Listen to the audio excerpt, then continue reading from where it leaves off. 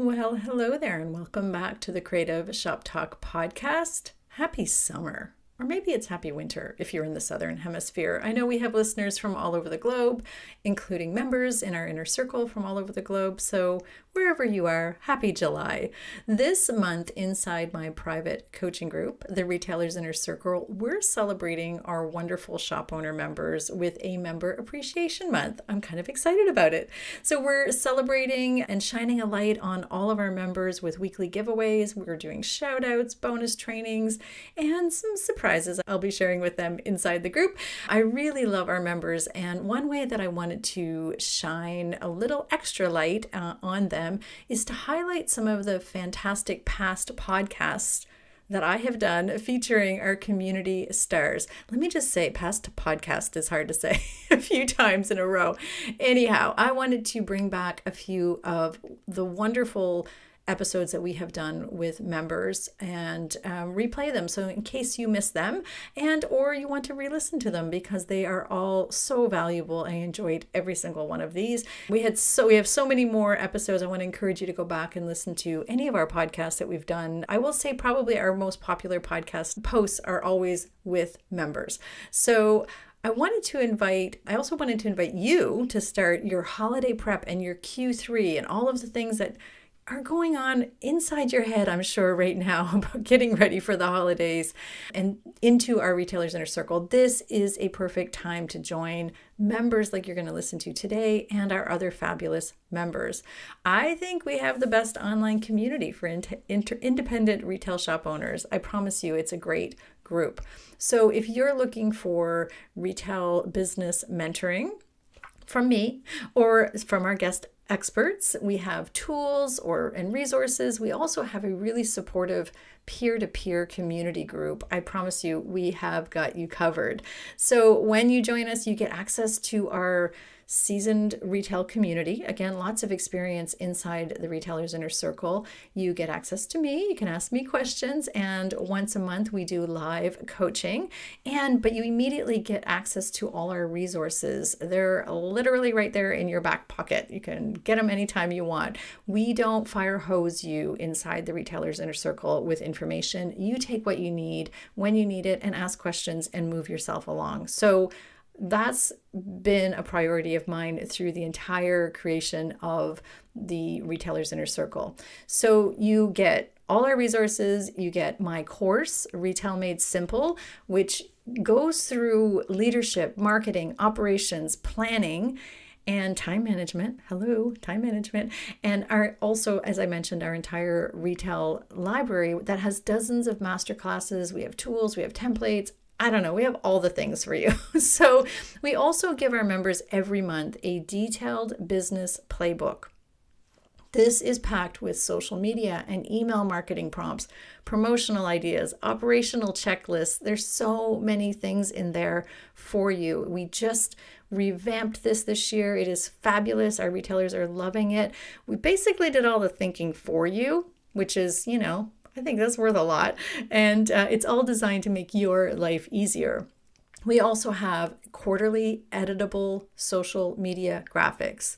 This takes the hassle out of your social media, so you can just go in, edit them up to make your branding and to fit your branding, and then plug them in so you have a big chunk of your social media done, so you can schedule those in advance. We have the Q&A call, as I mentioned, with yours truly. I get to chat with you and you can ask me anything. If you can't make it live, you have an opportunity to post your question we have a Google form. You fill it out. I'll answer your question and you can watch it in the replay. You don't have to join us live, although I love that. I will tell you, I love that.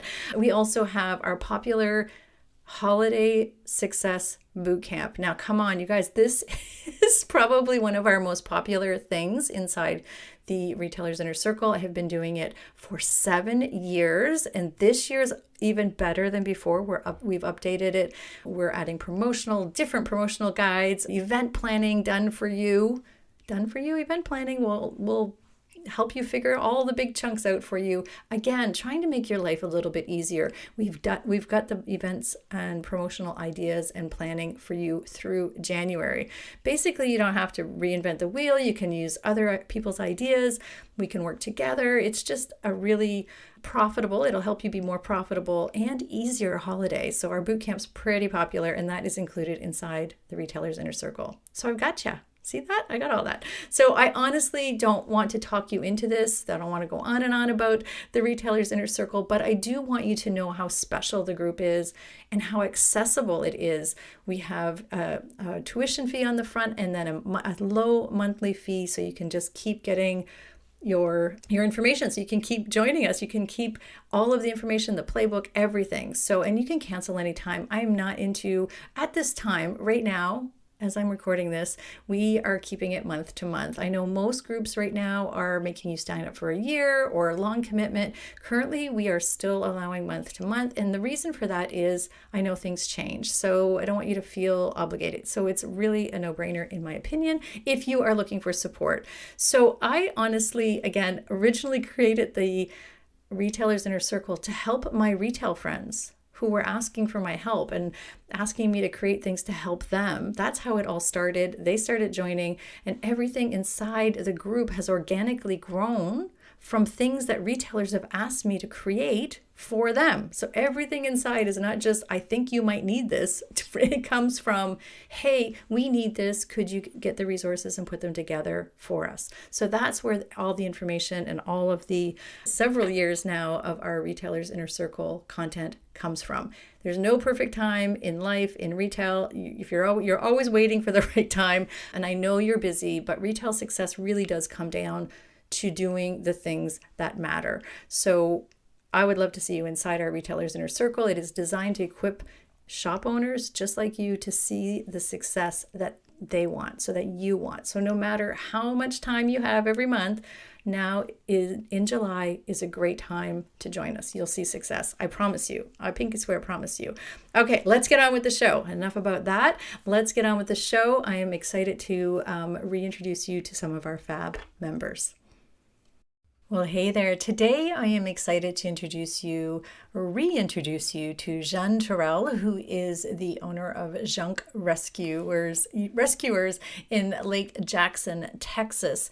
So I originally had Jeanne on the podcast, episode number 204, not that long ago, but there was so many people that commented on this episode, and I thought I would bring it back again to make sure that you heard it. Jeanne talks a lot of the challenges, which I love. She talks a lot about the challenges, including moving locations and foot traffic and understanding marketing, and how we have been working together inside the Retailer's Inner Circle to really elevate her marketing. Jeanne is a doer, and I will tell you, she is one of those members inside the Inner Circle. She has a problem, she asks a question, or she has a challenge. Shouldn't say problem. She asks a question. We share what resources we think would work for her.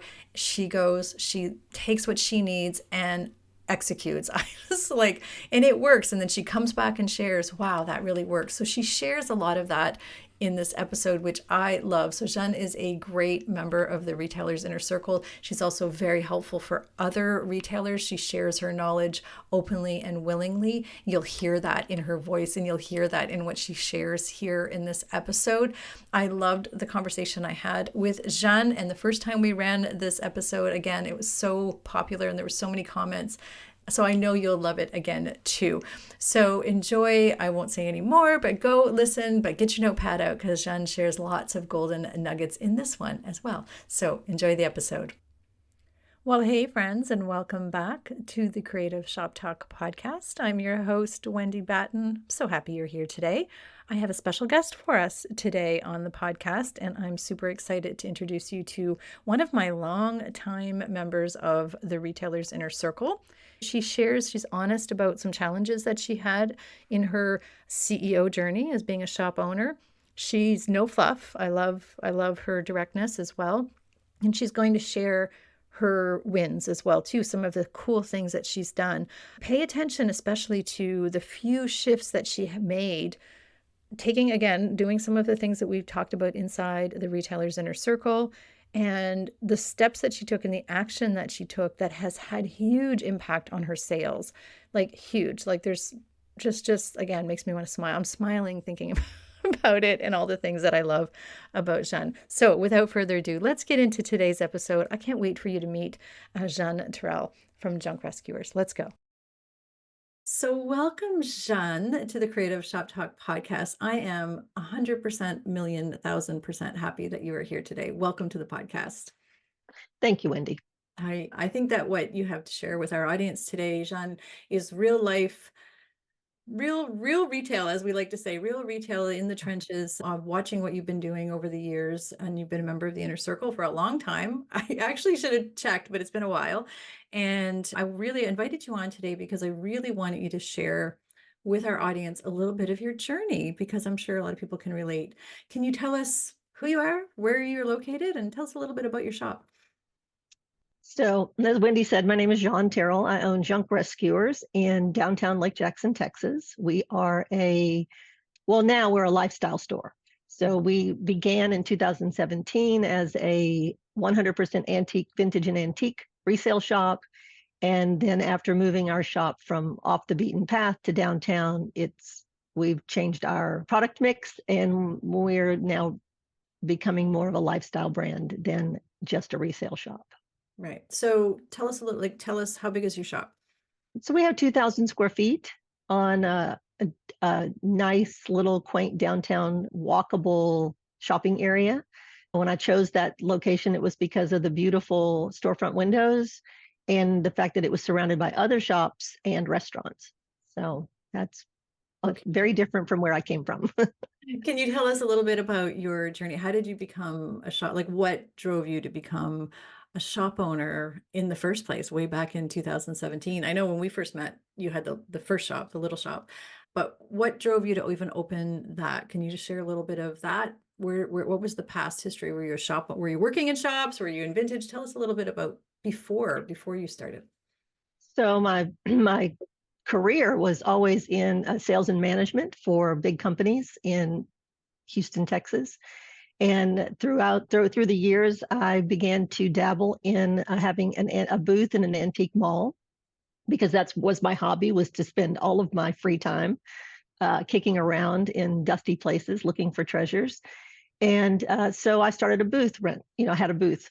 And when I went to work for my husband with him in 2017 to help him with his business, it became a little bit of a challenge. So he said, "Hey, why don't we just open up a shop here, off the beaten path, down a county road, down a long gravel driveway?" You had to be very brave to come to my little shop. So really, I'm just, as you like to say, I'm an accidental shop owner. And my business plan was, well, let's just see what we see. If Yeah, somebody shows up, it'll be great. And fortunately for me, they showed up, because they people who like vintage and antiques, they will go anywhere to find treasures, and that's what we had. Yeah, so don't ever dismiss the being hard to find.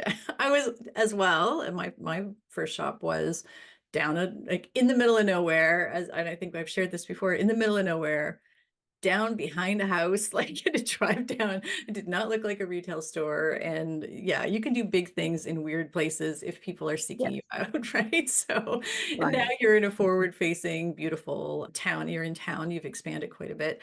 So there's no, I always like to just sort of set the stage for people to let them know, like, you didn't go to retail school. You don't have a Oh retail. no, Yeah. So, which is the no. majority of our listeners, we're, as you said, accidental entrepreneurs, had a passion, beautiful passion for vintage and hunting those down, and turned it into a hobby turned business, is where a lot of us Right. are, passion turned business. So winging it, I think, is not something that is uncommon for a lot of people. As you said, just kind of like, we'll see what we see, like we'll see what Yep. happens. And I think that a lot of people can relate to that. And so what did happen? Can you just share what was the thought process? I just love sharing the sort of backstory and the CEO journey, really, like the journey to being a CEO. What is the reason? And I'm going to throw a couple questions I didn't ask you, which I hope doesn't throw you off. But I know, like, we talked before, but we've talked many times, and I know, like, what was the reason? Can you share with everybody what was the reason that you went from that little space, that little six? It was successful. People were finding you. your social media, like you had an audience, a returning audience. And what were the factors in moving to the town, into the Main Street location? So I had always wanted a brick and mortar store. My original thought was I would have a coffee shop and an antique store gift shop together. That was many, many years ago. Those I had those thoughts. Mm. And I ended up working for a nonprofit and helping them create a bookstore, a gift shop. And so I got some 10 years of experience wholesale gift buying. And Mm. so that kind of lit a fire in me to want to have my own spot. But I'm not that person. My husband's that person. And he was the one who suggested, he didn't push, he suggested I open up my own shop. And he's very supportive. And so to go from the small shop, there was a couple of deciding factors, but I wanted to grow. I wanted to see what we could do if we had a downtown location. And I was very specific. I knew where I wanted to be. We looked at every building that was available in our county, and I already knew where I wanted to be. And there was the shop that came open. So I just wanted to bring beautiful things to more people. And I never wanted to look back and say, I wish I had, or, I wish I had done that. I wish I would not have waited. So that's kind of how that's worked. I love that. And I know we talked a lot during that transition, because it's scary, right? It's scary, but I Mm, love that you did want to you were so driven to share with more people. I mean, to share your beautiful, you're just an amazing curator of all things. I hate saying just vintage, and because you're a creator, you're very good at merchandising, you're very good at serving people, and you're very caring. And I think a lot of our listeners, a lot of retailers that we work with, a lot of retailers in the inner circle, I know like you're an active member there, understand that that comes first, like really caring and caring about what you're doing and what you're serving your people or selling first, and then all the other stuff that comes on in the back, all that other yes, stuff, right? all that other So stuff. Yes. all that stuff. Yeah. Well, let's talk about that. What if some of the challenges? This is real talk. We always love to, bring in retailers for real talk. It's not all sunshine and roses over Mm. the last few. Well, we all know we've had challenges. We've all had challenges. So you moved to the new shop. Can you just share with everybody, when did you move to the larger shop? So that was right after the end of COVID. So March of 2021. Right. Yeah. So So there were still challenges at that time. yes. There were still challenges with people, or with different things happening. I mean, we had wholesale challenges, we had Oh yes. all the things going on. So how big's your team, Jeanne? Do you want to just share with everybody how big Oh, is your staff? it's we are a staff of two, and then I have some what I like to call voluntolds.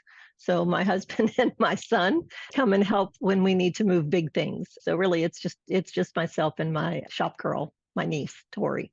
So I love So that. I love the voluntold thing. I've had a lot of voluntolds in my shops and work. As a matter of fact, my voluntold person still works in my business. So I love that. And I think there's a lot of people probably chuckling out there with that going on now, or with that's a new vocabulary word for me.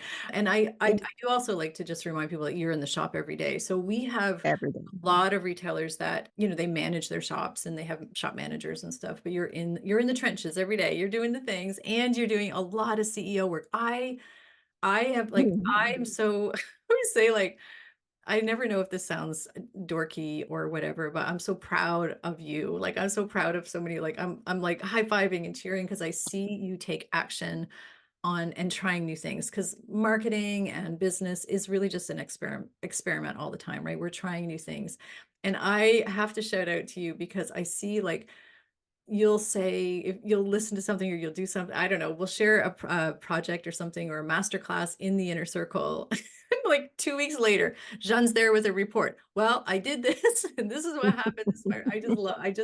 I love seeing your enthusiasm for trying different things to see how it works and what it looks like in your business.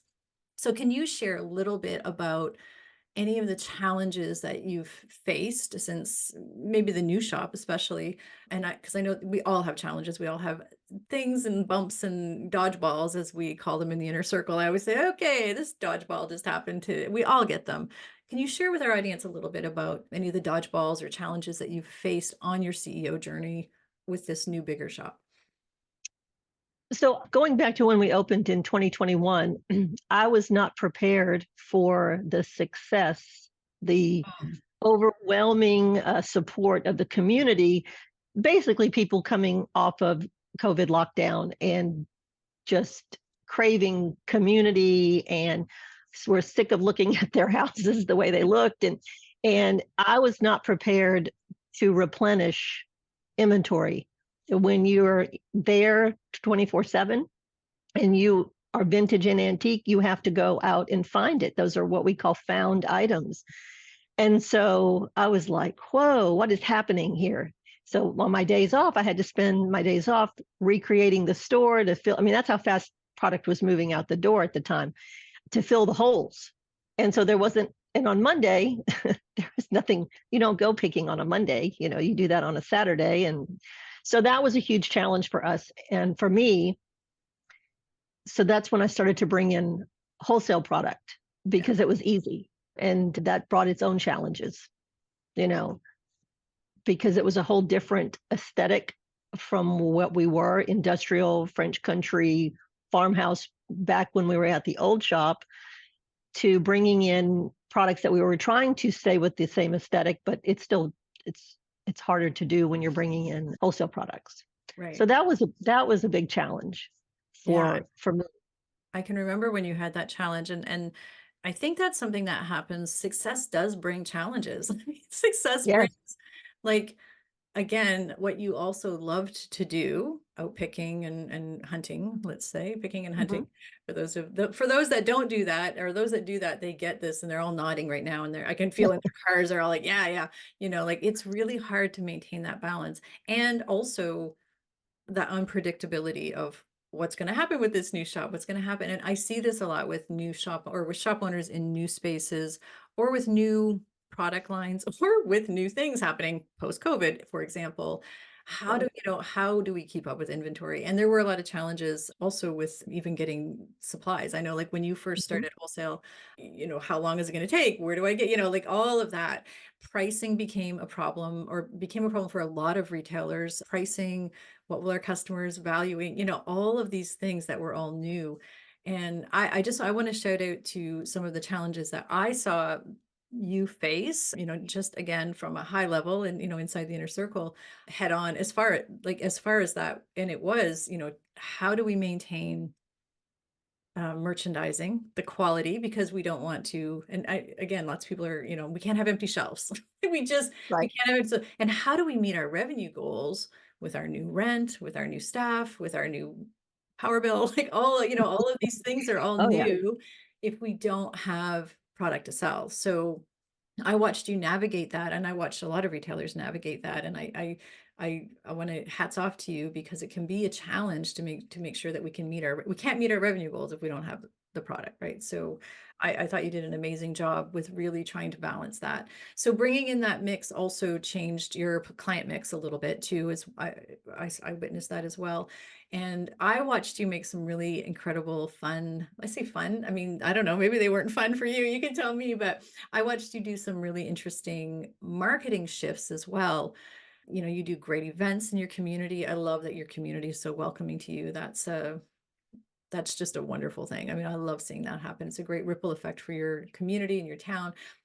Your clientele changed, but can you share any of the marketing strategy that you put in place? I know we talk a lot about strategy again inside the inner Yeah. circle, but I watched you do a few interesting things that were like, wow, for you. So one big eye-opening thing was a challenge that you put out one day, was to walk across the street and look at your shop from across the street, and what do you see? And I was shocked at what I saw. When I moved into my space, I took my sign, I hung it over the door, and I called it a day. On the front door was a paper with my logo printed on it and our hours, a piece of paper, and that was it. So from across the street, sitting at the restaurant outside eating, all you saw was my neighbor, the appliance store sign. So if you weren't, there was nothing drawing you to our door. And I was like, oh my goodness, how naive. of me, or arrogant actually, to think I could just hang a sign over the door like Elizabeth Arden and call it a day, but no.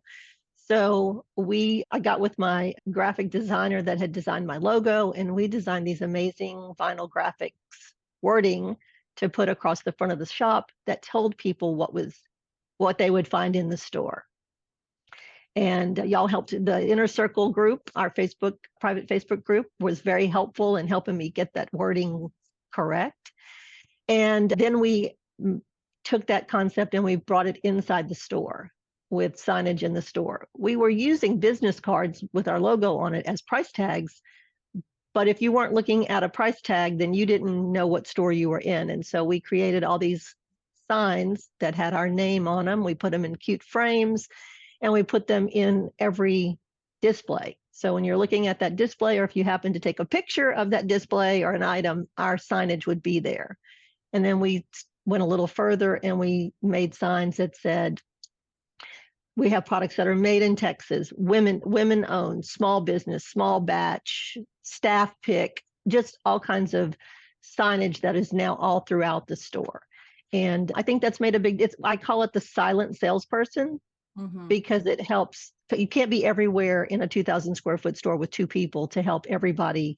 So we're more about in-store marketing so much as we are more than, and then the community events that we do. But that was the big thing. And that was just a simple challenge of you saying, go across the street and look at the store.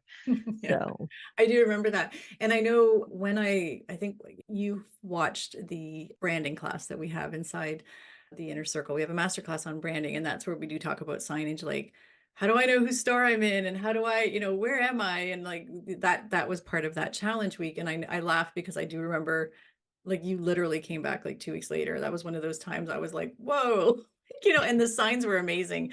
And you continue to do that. I agree. I think it's really important. This is part of we call it the foot traffic funnel, or the strategy, our marketing strategy. Marketing is not social media. You know that. I know that. We need to also be nurturing in store, outside, like the whole funnel. And that's part of nurturing and engaging our clients to actually convert them from browsers to buyers in our store.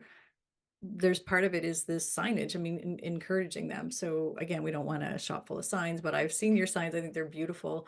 And you also made some other shifts. I had actually forgotten about the signage until you said that, but I do remember, and I loved how you did your front windows. And vinyl decals can be such a game changer for everybody. I just want to shout out. And we have a podcast episode, and we have a full masterclass in the Inner Circle about that. But you don't have to have custom designs. I know you did. They're not that rocket science expensive either. It's not that easy to have it done, but you can also just, like, Etsy's full of, cool signs like you can get. And it's just worth it to level up your game at eye level or from across the street, as you mentioned. I mean, a sign over the door, it's what a lot of us have. So don't beat yourself up about it. I mean, it's just a very common thing. I can't unsee that when I go to towns. I'm a terrible tourist in other people's towns. I'm terrible. I'm like, they need signage down here. I want to tell all the people. But anyway, so I'm telling all the people here with our podcast, I guess. But the other thing that you did, and I thought this was a really big thing, and I think this would be really helpful to a lot of other listeners. You had a big aha moment with merchandising. Can you share? Because you are an incredible curator and merchandiser. Like, your shop is stunning. Can you share what happened with your merchandising and your sales and your sales? What happened in store when you shifted a few things? So part of Wendy's metrics that we measure is close ratio, people in, and who bought, how many people bought that day.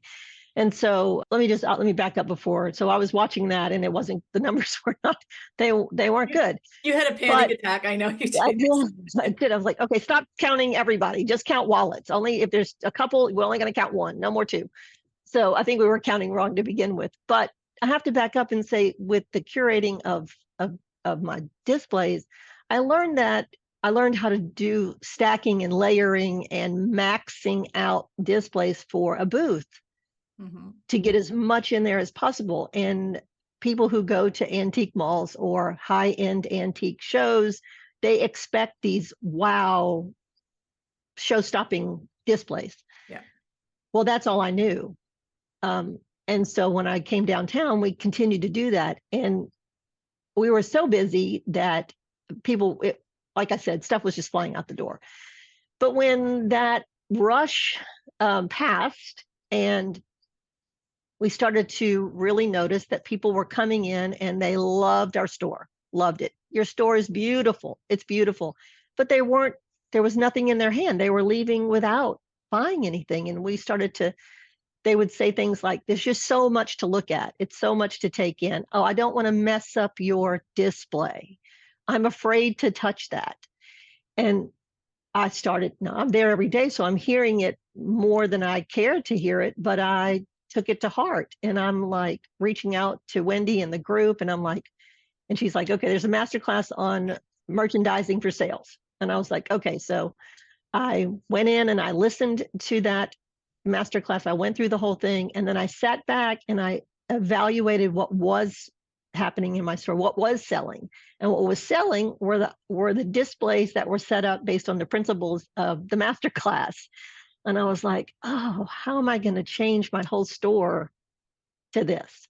And so that's what we did. We spent all last summer reevaluating and thinking through the process. And so we went from these big, over the top, amazing displays to smaller, amazing displays, and then putting the items that are in that display very nicely organized near there. So it's easy. We call it shoppable in the store. And I was shocked at what I saw happen. So where before, if we had 12 of an item, let's say we had 12 brass candlesticks and they were spread out all over the store. Well, so people would see them here. They didn't make an impact on. So then we said, okay, let's build one display, put a display of candlesticks in it, and then put all the candlesticks in that cabinet, that glass cabinet right there on that shelf. And they're flying out the door. And I'm like, they've been here for 6 months. What do we do different? And so that's what we're doing. And people are coming in the store now and they love the new look. I mean, we're hearing it all the time. So merchandising for sales is a real thing. And I wish I would have, paid attention sooner, but sometimes I'm a little bit of a slow learner. But we did it. We've done it. And now going forward, we think more about that when we're building a display. How are we going to organize the extras so Yeah. that people can find them? Yeah, and I think you shouldn't beat yourself up on any of that past stuff. I think we all can learn a lesson. Like we all have things to learn. We can always improve. We can always move towards better. As I always say, that's one of my favorite lines. We're always moving towards better. So I don't like when people say I'm slow or whatever. Like that's not true because that was working really well in the booth space. That was working Yeah. really well. It was something that worked. And I think that's a really good lesson for all of us in like, well, what's not working and why, and I actually watched you go through the process. And I know that you brought it up at one of our roundtables. I think you said at our inner circle roundtable, you said, I don't know why, like they're treating my store almost like, I think you used the word like a, just a display, like they were walking through just like looking and entertainment and they weren't buying. Is it pricing? Is it product? Is it like, what is it? Like, why do they love it so much and not buy it? And your pricing Right. was good. And, you start to think, and then I think we had the conversation. I'm like, listen to what they're saying. What are they saying? And then that's when we get clues from conversations with our clients. Clients' buying patterns change too. So what's working right now might not work in a couple of years. I don't know. Like, we don't know, right? We have to be having, and again, you've heard me say this before, we have to be having these unscalable conversations, meaning Yeah. like we can't really, if you put a survey out there and said, why have you not spent money in our shop? Like that you won't get the same feeling or feedback as you do. So when you switch that merchant, I watched that magic happen like for you. I was like rooting on the end. I was like, yeah, look at that. Because you were just blown away that like one table worked and then two spaces worked and then three space, like corners of your shop. I also want to mention that you've encouraged a lot of inner circle members to do that too by your results. Like I've seen other Oh, people say, good. oh, I should listen to Wendy. I feel like sometimes like mom, nobody listens to mom, but then when like somebody else, oh, it really does work.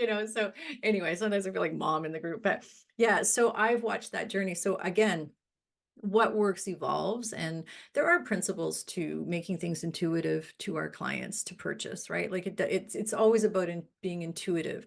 So it's not always merchandising. It's not always like, sometimes we jump right to a conclusion that maybe it's pricing, like that's why they're not buying. Well, it wasn't, right? Or it Mm-mm. wasn't pricing, No, they no. actually didn't care. And when things started flying off the shelves, I do believe that one of my my comments was, well, time to put the pricing up, like inch it Yeah, up 2, 3, 4, 5%, whatever you need to do to keep that, keep them buying, but keep your inventory under control. So I just, hats off to you. I've really loved watching you just expand, and and it's still beautiful and stunning and like gorgeous, and nothing, it's not like you completely like, we're just going to put a table of candlesticks, but I mean, yeah, it's still, no, no. it's still stunning. It's still gorgeous. It's just now it's selling. So it's all merchandise, not for looks. It's merchandise now to sell. So I think that's Right. amazing. Where do you spend your time as the boss? What do you like?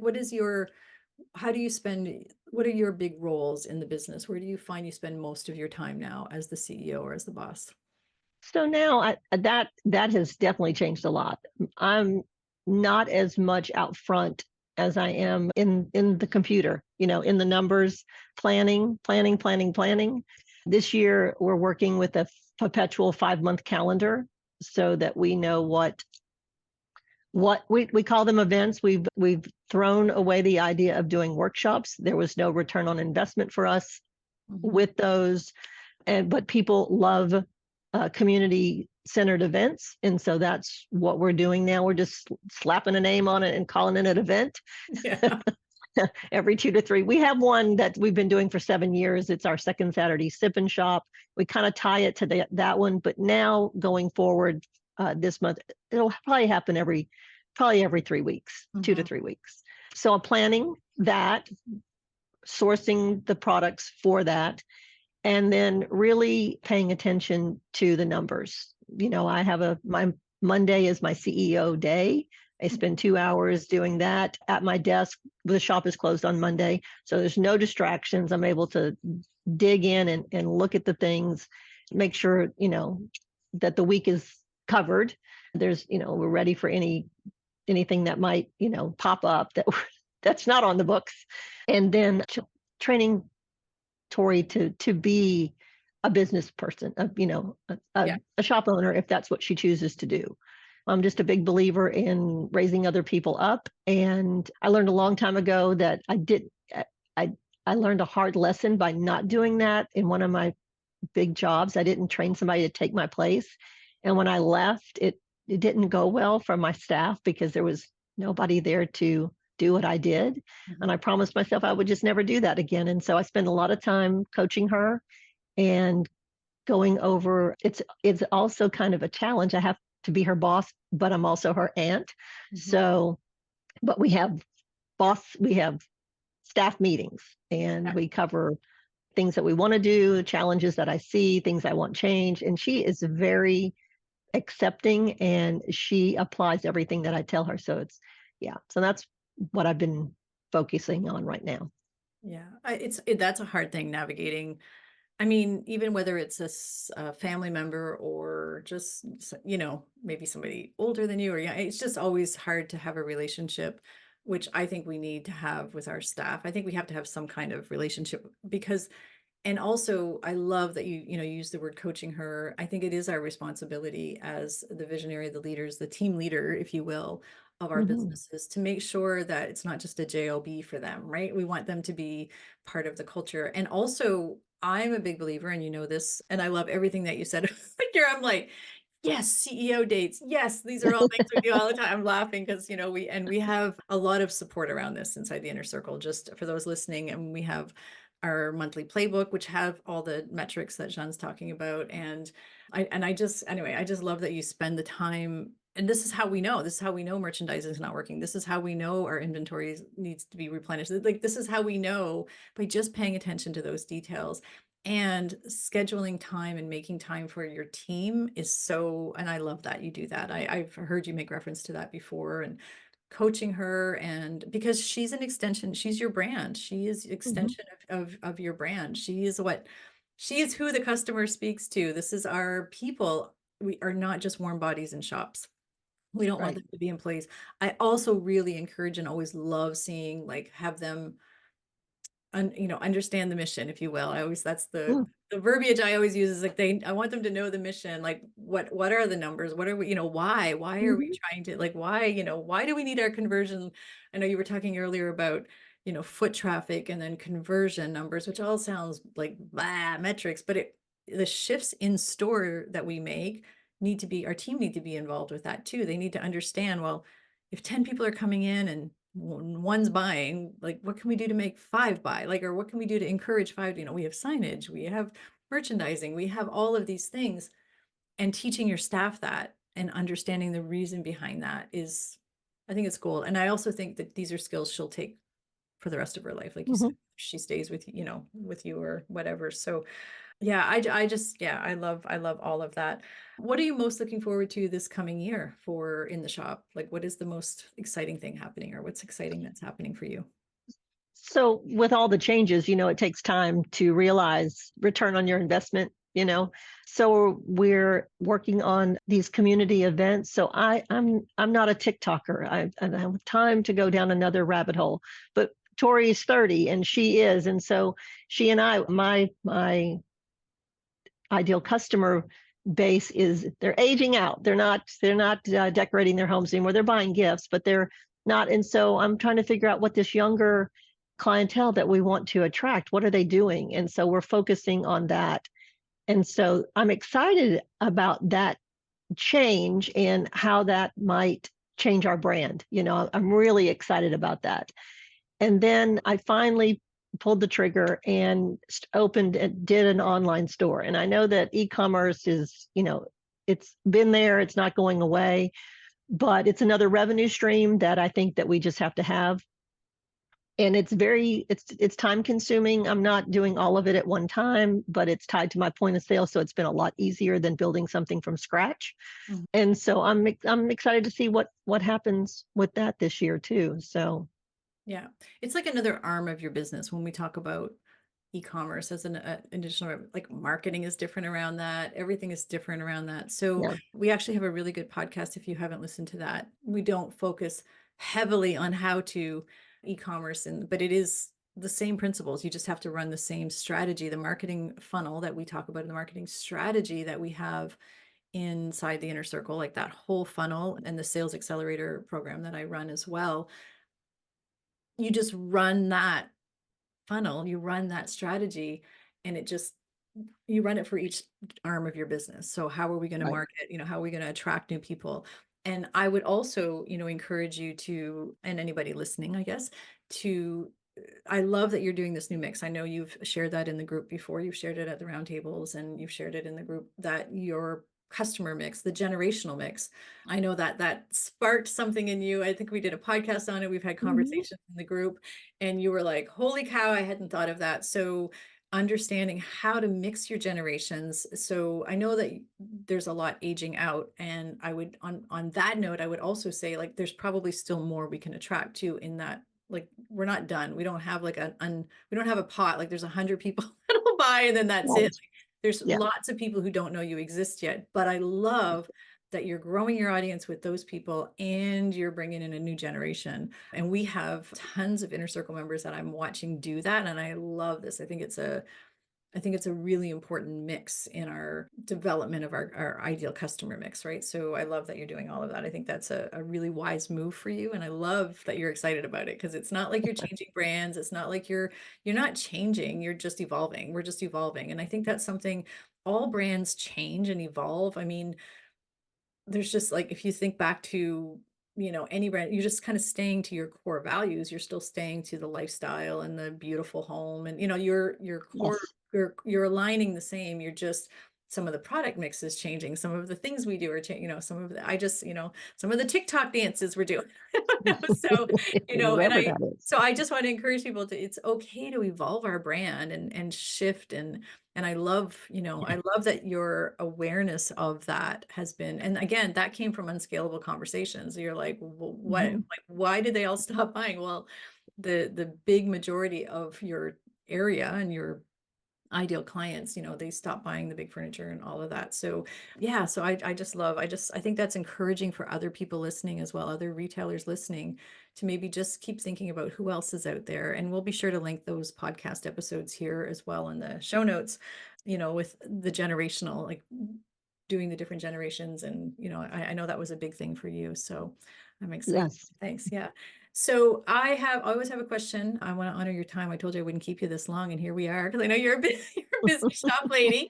You're a busy shop lady, but I feel like I had like 20 more questions here I could ask you, but we'll start to wrap it up, because I appreciate and honor your time.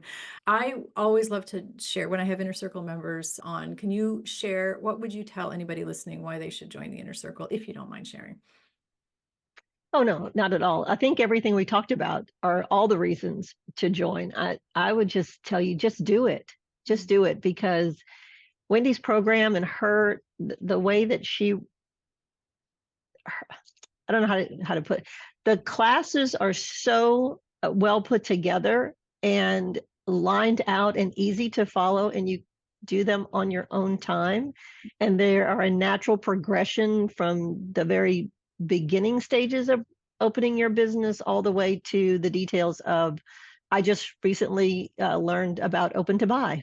Mm. So, and I've been doing this 7 years. Maybe that's something I should have learned sooner. But one thing one of the challenges that I had when I first started out, and still struggle with it today, is feeling like I'm an island. I'm over here all by myself.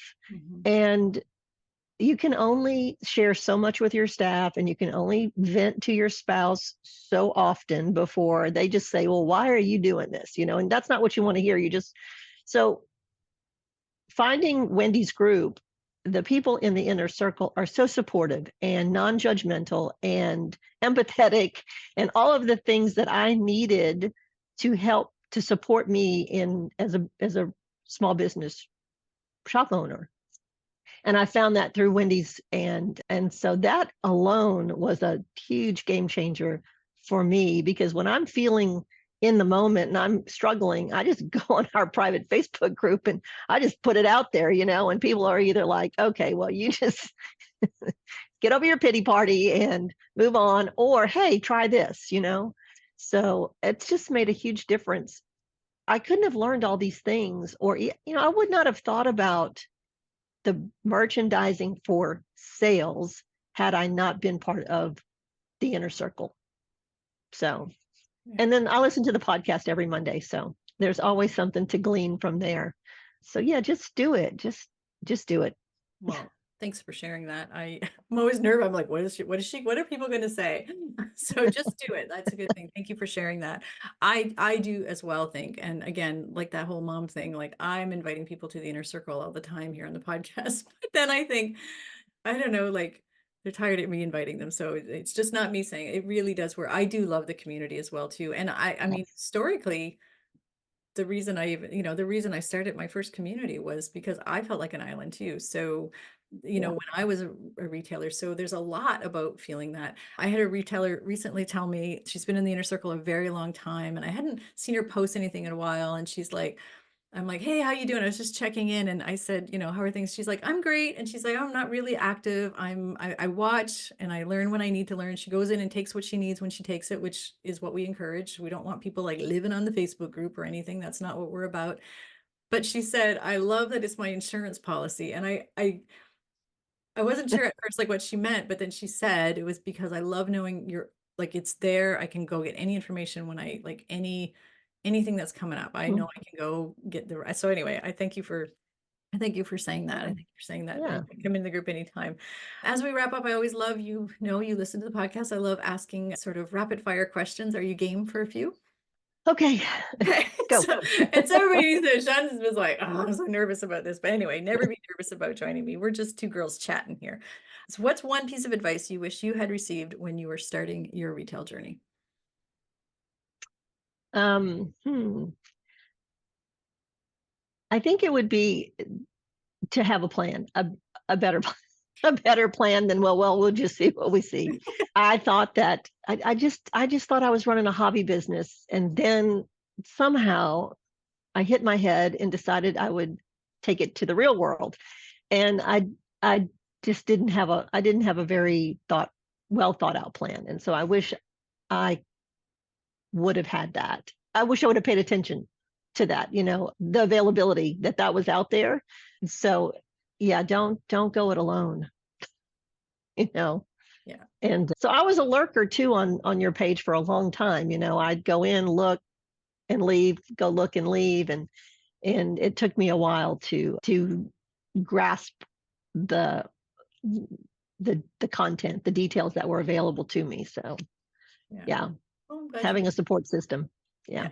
Yeah. Yeah. Yeah, I'm a big believer in a support system. I mean, of all kinds, right? Like of all kinds. So, Mhm. and I loved what you said about, you can only go to your husband or even your like 9 to 5 friends. I always say people with like real jobs don't get what we Mhm. do, right?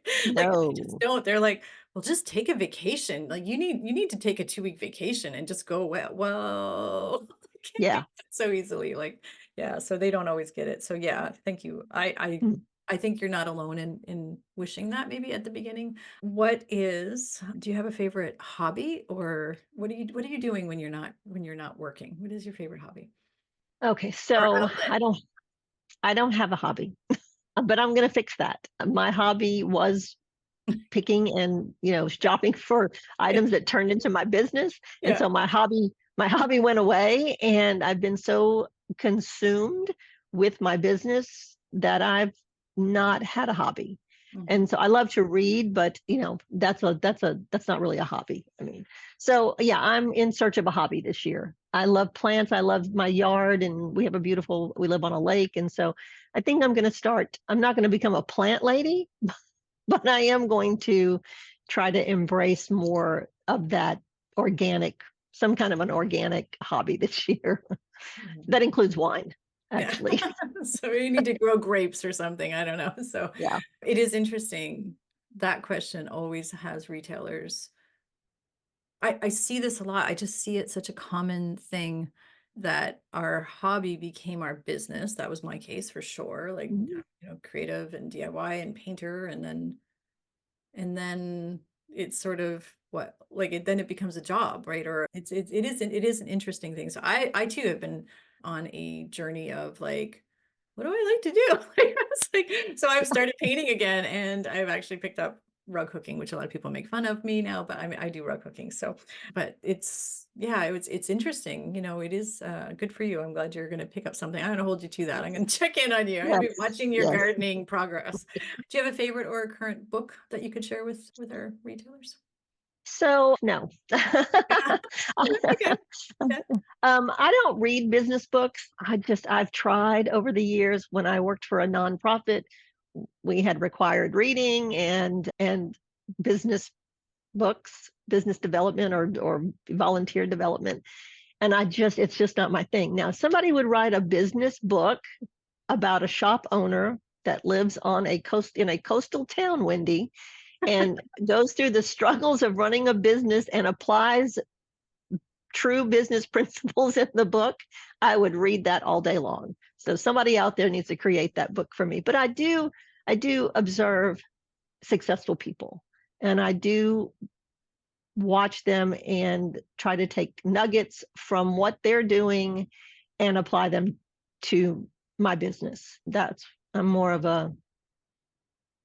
me, I'm an action girl. Yeah, Give you're me an action definitely point, action. Yeah. yeah. You're definitely action So girls. yeah, yeah. Yeah. So So yeah, no, not currently. I love that. And I laugh because I know there's other people listening and they're like high-fiving right now. They're like, I hate business books too. We have a business book club inside our mastermind group. And there's a few members that are like, I am not doing this. Like, it's totally optional, but it's just so funny because, then there's other people that they just consume. We all consume and then action differently. And that's what makes the world go around too, right? So we Right. all learn differently as well too, right? We all learn, some learn by doing, some learn by reading, watching, listening. There's just so many Mhm. things. So thank you for sharing that and not saying, well, I guess if I had to pick one, so Yeah, yeah. I'm glad you didn't do that. So I love that. We're all perpetual learners. I mean, we're all learning all the time. I see you learning all the time, and that's just the way it is. So, anything else to share as we wrap up? Anything else to share?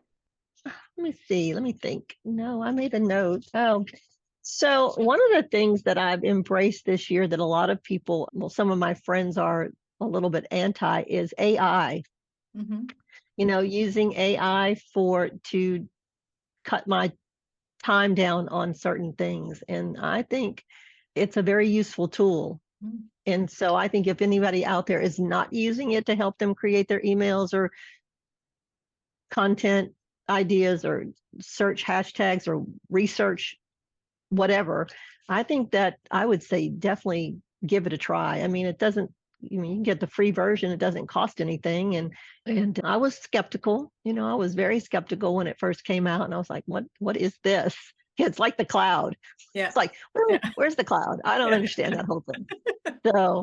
So yeah, definitely that's been a real helped. It's like having another staff member for me. Yeah, So I think that's great advice. I love that you're sharing that. I think it's like saying I'm not going to use the calculator, right? Like, we're not yeah, going to use, like when the internet first came out. I mean, you can't, AI is everywhere. Canva has the most amazing AI tools right now. I mean, it's amazing. ChatGPT, all of those ones. And I think if you look at it like an assistant, not hmm as your whole, not going to take over your world, right? So right, yeah, yeah, I think it's baby steps. And just, I love that you reminded us about that because there is a lot of hesitancy, but it's baby steps, right? Just like open it up, see what it can do, yeah, or yeah, ask somebody else, ask another retailer. If you're a member of the inner circle, put a post, ask, how are you using it or whatever, like ask, yeah, again, I'm a big believer in leapfrogging. So why would we reinvent the wheel on our island, as you said, right? Like we're on this island, right? I don't like stop being on your island and just get out once in a while and ask yeah, other people. And AI is, and it's here to stay. I mean, it's not like yeah, a passing thing. So we can face our fears. If we do hard things, don't we? As yeah. shop owners, we can figure it out. So I love that. Thank you for sharing that, Jeanne. I appreciate that. And thank you for being here. Where is the best place for us to send people to follow you? Is it your Instagram, Facebook? We can share it all or do Well, from the website, you can certainly get everywhere else. So that's probably the easiest. all right. So we'll be sure to have all of your links in the show notes. And I want to thank you for being here today and being so open and honest and sharing with everybody. I think it's always helpful for other retailers to hear other real retailers in their journey. You know, I think it's amazing. Again, retailers helping retailers is what we're all about. And that ripple effect, right? That ripple effect of when you Yeah, do well, your community does well and your family does. I mean, it's just, everything. It feels good. So thank you for sharing. Thank you right. for being here, Jeanne. I appreciate you, and I'm so proud of you and all the work that you do. I love watching all the things that you're doing. So to your Thank you. continued success. Thanks for being here. Well, that's it for this week's episode of the Creative Shop Talk podcast.